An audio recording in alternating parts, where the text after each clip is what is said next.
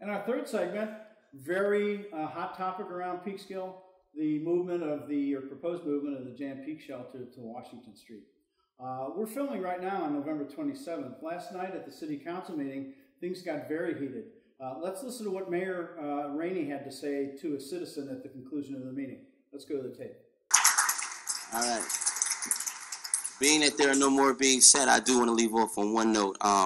I find it very disheartening, and as a mayor of the city, I find it very disrespectful to be labeled as a person holding and having secret meetings when I transparently spoke and told the people that I would have meetings with the people as a person of this community, as a taxpayer of this community, as a citizen of this community, to try to come up and help both sides of the party with a solution. So therefore, I'm going to follow what my colleagues have done. I'm going to take the advice from our corporation council. I will not have any more meetings with anybody unless it's here on Monday nights at the council meeting. So the county executive, the John Tester, the C.H.O.P, and anybody and everybody else that wants to meet on this subject, we'll hold it here on Monday nights only. Therefore, you won't have to label me as a person having secret meetings, behind the scene meetings, and doing anything illegal, because that's not what I stand for. And as a mayor of the city, I find that very disrespectful to say.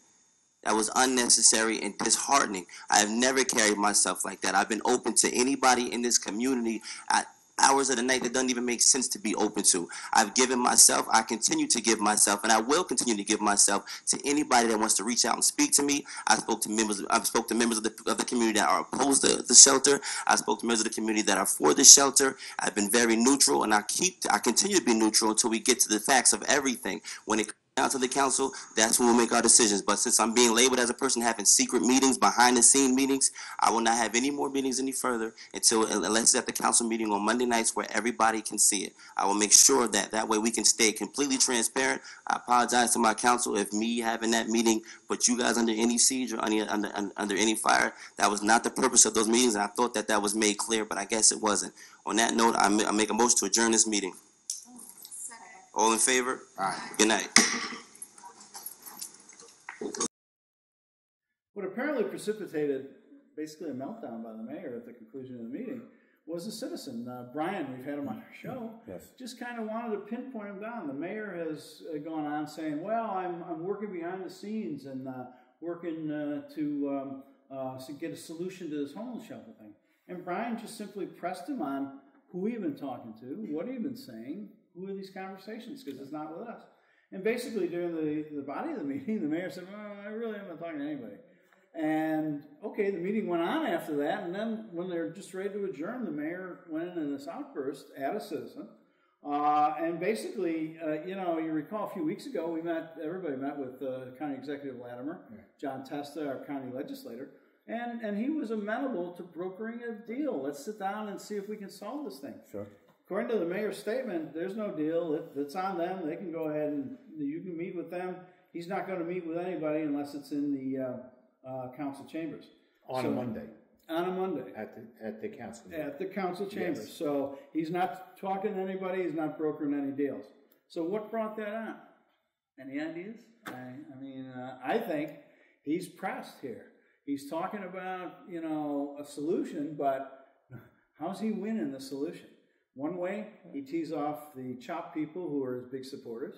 And if he goes the other way and favors C.H.O.P, he's got the south side of the city. He'll approach City Hall with torches. So there's one other part to that. He's got a problem.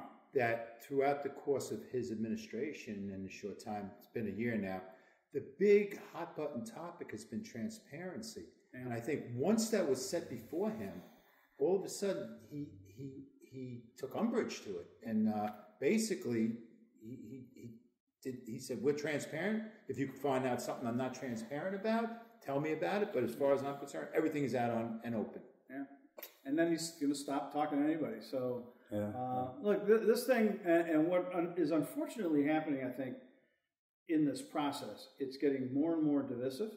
Mm-hmm. It's getting more and more personal. There were personal attacks online against a couple of leaders of the neighborhood over there, friends of ours, Brendan and Lindsay Fitzgerald. It's getting ugly and personal. It's getting political. A lot of the political operatives, they're claiming that this is an evil Republican plot, that obviously Jared and Ivanka are plotting to use this shelter as a political ploy for next election, and yet they're the ones that are raising this specter. This is not a Republican or a Democrat issue. And by the way, based on my experience over that neighborhood, it's a pretty Democratic neighborhood over there. So well, it's a mixed bag of all different people. Yeah. You know, and the bottom line here is that, you know, these are all taxpayers that live down there. Sure. And, you know, for our elected officials to even say, well, we're not going to address it until it comes across our table, which is, I think, it's kind of not a leadership role that should be taken. It's a lack of leadership. Yeah, it's a lack of leadership because, you know, I can tell you I was on the council and we got stuff that we felt that was a bad thing for a neighborhood or something that affected the neighborhood negatively. We would sit there and say, you know, I mean, we would jump out in front and say, as by yourself, not saying as a group, say, listen, I'm against it. You know, I'm going to do everything I can to fight for the people. Because, you know, at the end of the day, it's a homeless shelter. I understand that people do need a homeless place and all that stuff. There are issues, and it's just a reality. You can't cover it up and say it's a lie. I mean, you know, there's police reports and everything that are going on. There's crimes and injuries and fights and all kinds of stuff. And for these people to turn around and say, well, no, how could you, you know, they kind of say that, they attack you and say that you're a disgrace and you don't like homeless people and how could you do that to homeless people? Listen, it's reality. You have, you know, and all these people that talk, you know, and I hear people say, you know, if you feel so strong about it, well, take one of those homeless people into your house and feed them and, you know, and do what you can to take care of them. And, you know, to say, well, because, you know, we're the majority and all these people are interconnected with the Democratic Party in Peekskill. Yeah. And that's a problem. And you got all these operatives that are all part of the Democratic Party fighting for that homeless shelter down there and telling these people who should go down there. And, you know, at the end of the day, it's the taxpayers that pay the taxes down there. And they should have more rights than a homeless shelter going down there. And, you know, like they said, they're all not against a homeless shelter, but why should it be in their neighborhood? And if they, you know, they have kids down there, there's a school down there, it's just not a good idea. Anybody that looks at it, and anybody, you ask anybody in this city that has a house, and you tell them I'm going to move a homeless shelter next to their house, they're going to be a little bit, you know, outraged. And I don't care who you are. If someone said even my house, you know, it's going to affect the values of their houses. It's going to affect, you know, the way they're going to operate around their houses, locking their doors now and all that stuff. And it's just a reality. And if they don't do anything about it, if this council doesn't sit there and say it's never going to make it this far, we're not going to let it go this far. Because we're going to tell them up front, you're wasting your time. And they can do that. They have the authority to do that. Say, we all feel it's not a good thing. Look for somewhere else, please. Now, I'm going to step in here, and actually, you guys will probably run me out of the place. Yeah. But I see the council's role here as not taking a position on anything. They're ultimately going to have to be a decision maker here. At the end of the day. At the end of the day. Sure. But the problem and the reason, and this is what Brian pressed the mayor on last night, they didn't do that. They didn't. The mayor signed the petition, and Councilwoman Agadello at a meeting said, our homeless shelter, and she signed a petition. Now, she backed off of that, and the mayor backed off of it. But that started off on the right foot. What the council should have done is like, okay, maybe have a meeting with everybody together. Okay, hear both sides. You know what? We have to go through the zoning board of appeals. We have to do all this. It's a process, and when it comes out, we're going to make that decision. Game, set, match. You know what? The people on the south side would have been satisfied with their citizens. They wouldn't come back. They know that if they had confidence in the process, that it would work. And the C.H.O.P people should have, but they tried to manipulate the process. And that engenders a lot of mistrust of the people on the south side. But just to give you an example of some of the venom that's out there, there's an article that was going around on social media. It's called Anger Pervades Washington Street. And it looks like a scholarly article by a very scholarly fellow by the name of Jeff Miller. Well, Mr. Miller doesn't put anywhere in this article, he's the operations manager of the homeless shelter. Okay? But here's what they think of the people in the shelter. He goes on and he says, oh, you know, I learned about homelessness, you know, about last October, and I used to serve in a soup kitchen in the city and all this stuff. And then he goes on about the people in the neighborhood, how everybody's got bad neighbors. What are you complaining about the homeless for? But then he says one thing that really got under my skin. He says he was amazed back in October last year that half the residents were LinkedIn's beloved millennials, at the same time being ashamed. 1/3 of the residents were U.S. veterans. Our nation creates a human killing machine only to set him free when he gains consciousness. That's how the operations manager of the homeless shelter thinks about veterans. That's what he thinks about veterans. I'm a veteran. I served with veterans. My family are all veterans. And they're not human killing machines. They're people who did their duty. Some of them able to cope very well, go off into society and do real well. Some aren't. But if that's the attitude that you have to your clientele, what kind of shelter are you running over there? So I'd love a response from Mr. Miller about that one directed to me. Human killing machines, that's what you think of veterans? Sorry, buddy, you're in the wrong place. There's a lot of things I see. I think, you see that there's a lady on there called Ingrid Bergman. It's not a real name, but I heard she's part of the Democratic Committee. She has meetings at her house and all that stuff, and they're all, and what you see here is all of them that are part of that Democratic Committee are online bashing anybody or trying to convince everybody that's on there saying, well, we don't really like it. And the people that are against it are not sitting there bashing anybody. They're saying, listen, I just don't feel it's the right place to be. Please, I have kids here. I don't want to worry about my house values going down. I don't want to feel unsafe. And it's a legit concern. And, and not to take that. And, when Brian went up there last night, he basically said to the mayor, listen, I'm asking you, are you guys you have the final say. And at the end, are you going to say at the final say, are you going to go for it or are you going to go against it? And he never got an answer.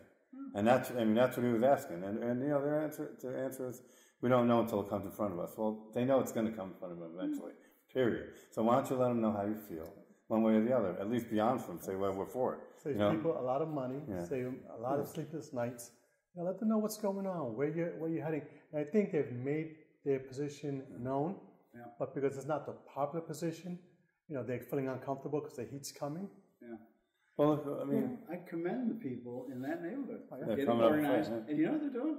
They're doing it the right way. They're going to the city council meeting. They're getting petitions. There's no disruption. And I think a real slap in their face. They had this collaborative meeting at the United Methodist Church 2 weeks ago. And it's manned by a security guard and 2 armed police officers. Question was asked last night by Andrew Liu.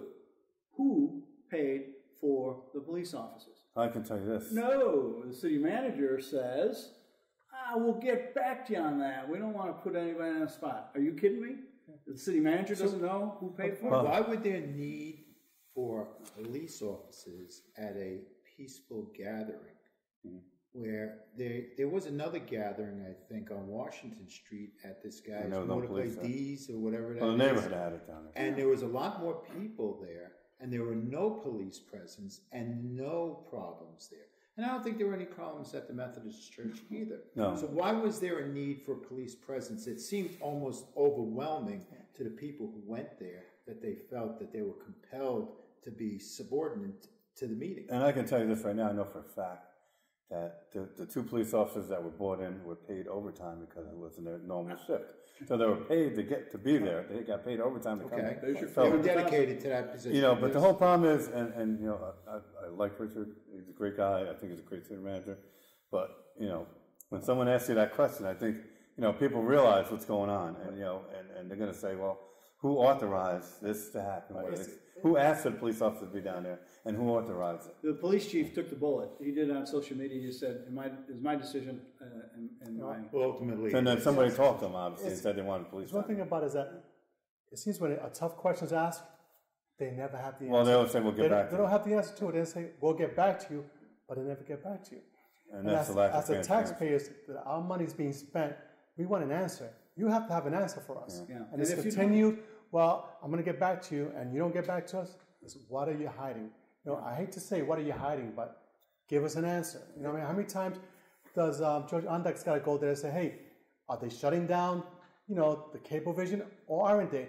Well, we'll get back to you. Well, when are you going to get back to me? He's been doing this for 2 or 3 months now. I can tell you right now, they and just from being, someone that sat in those executive sessions, when you make a deal in executive, you make a deal, you're telling cable, listen, we're gonna agree to your plan, and that means that they're all together on this. Right. Maybe 1 or 2 may say, I'm not with it, but most of it, they know they have the majority for the vote. So when it comes up for a vote, they're going to get the vote passed by. So and they're not telling them. I know they're going to pass the thing. And when we were on the council, even with the cable thing, we said, listen, they wanted to close the Peekskill office down. We said, no way, we're not going to agree to anything.